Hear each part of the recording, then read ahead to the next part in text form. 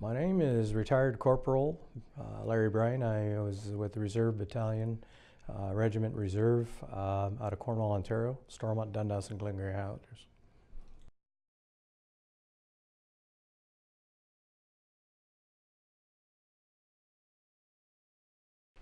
Well, the war started in 1914, and throughout the battles, eventually trench warfare came into play, and it was a stalemate. So the Germans had to find a weak spot someplace in the Western Front line, and they chose Verdun. It's an outward bowing horseshoe of 19 miles, connected to the whole trench system across the Western Front. The Germans had massed millions of shells, hundreds of thousands of men, 50 divisions in fact, to try to surprise the French. The battle was called the Judgment. And the reason behind this battle is they wanted us to draw in as many crack French units as possible into this area and try to annihilate them. It wasn't a battle to try to take Verdun per se, it was to trick the French into thinking they were going to take them. The French would defend it with all expectations to the last man. It was a very strategic place for them, a very moral place for them, a very unique and special place for them, and they would defend it to the last man. So as the battle raged for 10 months, as I said, the Germans massed all this stuff in secrecy, only to be found out by an officer of their naval down in the southern hemisphere was shooting his talk off after a few drinks, and a naval officer of a foreign country heard it and relayed that back to the French command. So days before the attack, they knew it was coming. The whole overlay of the battle, like I say, lasted 10 months. They fought back and forth, trying to bombard the French positions as much as possible. They shot off in several hours over 1 million shells, devastating some of the line, taking complete companies by surprise and wiping them out. So they would stop the barrage to a certain point, and they would advance up, the Germans would, and they would test the line to see if there were strong points, weak points, never really wanting to take the trenches completely. They did blow through the first set of trenches and got into the fortified forts, which were miles ahead of Verdun.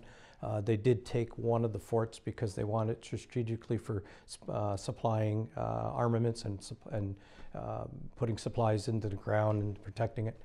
But the battle raged for 10 months. It was an absolute slaughter for both sides. The German High Command thought that if they could draw the best forces into the battle by sucking them in, that they could annihilate some of the French troops and make them weaker so they could actually beat them out of their places.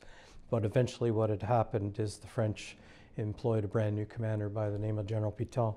And what he did is he actually changed their battle plan. Instead of attacking and losing so many forces, he would actually dig in and defend, which minimized it. So now the Germans were taking more losses. When they went after one flank, an 8-mile front, they battled that for about good 4 months. They decided, because they were at a stalemate, because the French had fought and defended so well, that they'd move to the other flank. Needless to say, they didn't take into consideration the French artillery. Very, very good at what they do. And they waited for the Germans to get deep into the zone, and then they created the annihilation. So these battles went on for many, many months. 714,000 casualties, more than 50,000 unaccounted for on both sides.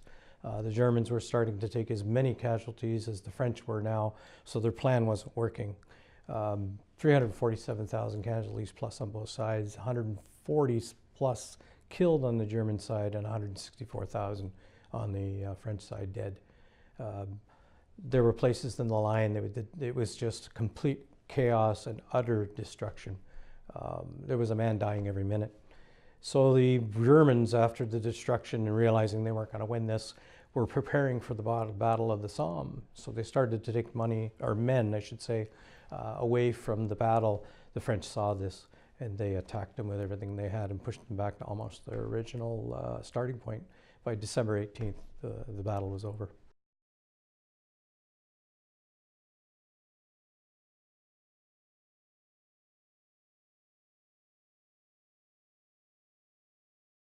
Well, being in the French Legion and being a foreigner in the French Legion, they were much stricter on their soldiers. The discipline was more intense. If they messed up, they would incur disciplinary action immediately. But in order to get French citizenship, you had to fight in the Foreign Legion. They would have encountered major trench warfare. His position as a gunner would have been 3 men in a position protecting, flanking trench lines full of Allied soldiers.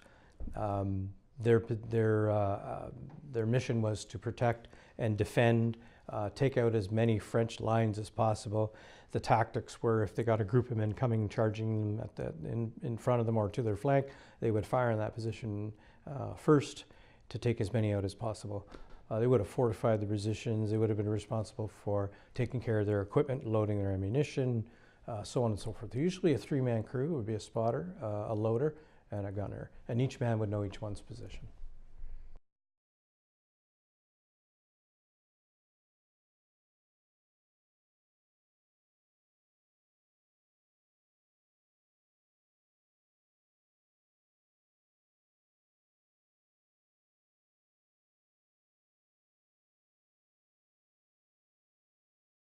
Well, in the I should say in the United Kingdom, we have what they call a military cross. And this military cross, the French de Guerre, was very similar.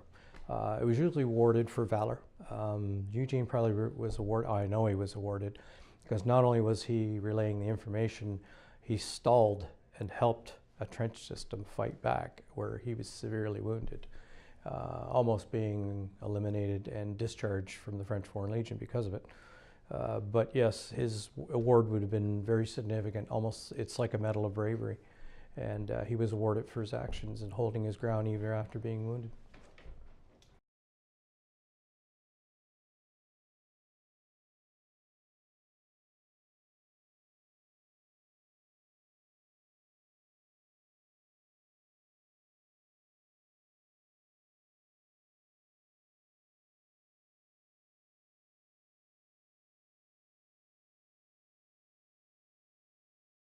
Their training, depending on how well they learned. There was a lot of ground training, a lot of tactical training, you know, on the board in school classes. They made mock-up cockpits where they taught them how to use the pedals, and they would move the aircraft in accordance to what he was doing with the stick to give them the feel for what the aircraft would do. When it come to tactics of fighting, they would teach them how to lead a target, you know, because in trench warfare, you didn't lead targets, you shot at your targets. You would also learn how to bomb, how to navigate. You would also learn how to be a reconnaissance pilot, but mostly about the aircraft itself. In the gunning department, he knew mostly how to run the gun. So what they created was a little rail system with a mini cockpit with a Browning 1990, whatever they were using at the time. And they would have big bales of hay with targets, and the guys would actually physically move this cockpit back and forth and twist him, and he had to line up the targets with the gun.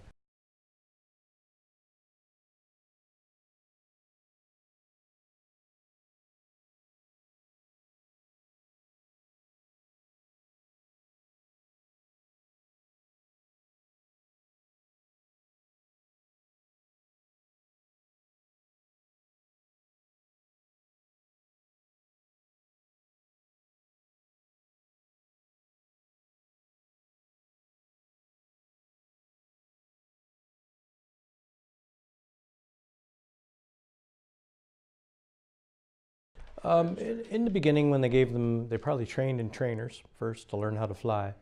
Eventually, when he got into his missions, it would be reconnaissance, it would be support missions for the bombers. He didn't so much get into the air combat unless they were challenged. But eventually what it became was search and destroy. And in one mission, and by the way, it's good to make note that he had a pet monkey, a mascot, by the name of Jimmy, and flew with him in every mission.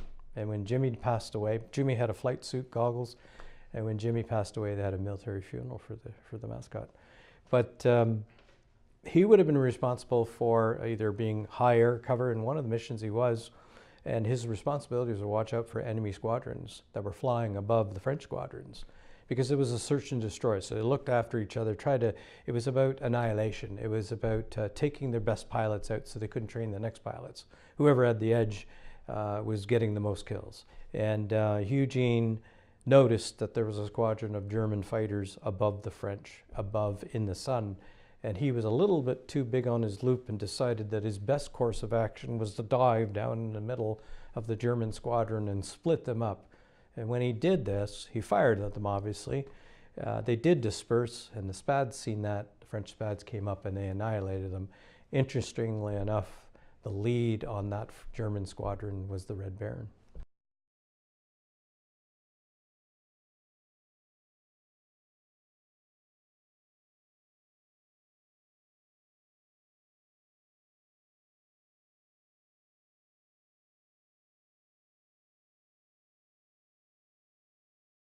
French pilots were lucky if they survived a week, especially if they were new, because of the tactics. The Red Baron was a master.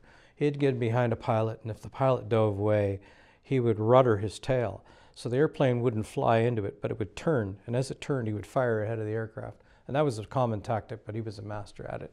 So for French pilots to actually survive an engagement, they had to get past a week. And in a lot of cases, you know, by the end of your tour, most of your friends were dead or you were dead.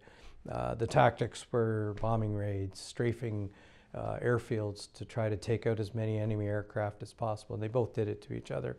But mostly it was air-to-air combat. Kills could be very common, but to confirm it, they didn't have the technology like we have today. So they literally looked for the wreckage and tried to get a piece of it. Or if it was in friendly territory, they'd get friendly forces to gather it up for them, so they had a confirmed kill.